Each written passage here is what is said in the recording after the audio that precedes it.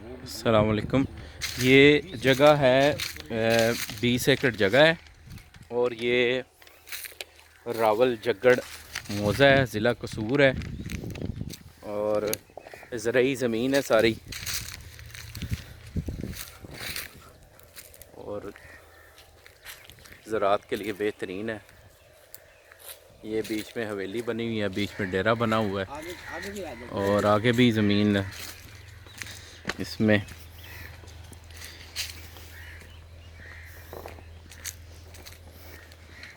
और ये 30 लाख रुपया एकड़ का मांग रहे हैं। हर लिहाज से ज़मीन बेहतर है, वो बंदा इसको ले ले और ज़राअत के लिए इस्तेमाल करे।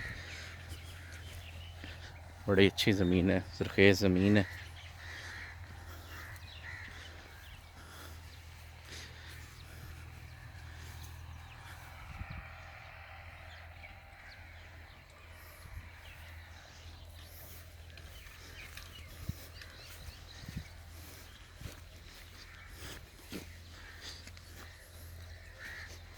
ये लाहौर से कितने किलोमीटर बन जाती है उधर से?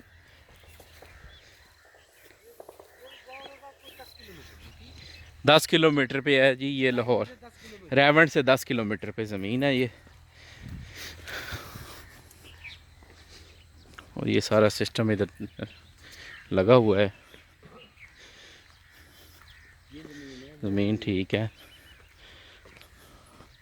कच्चे खाले भी बने हुए हैं।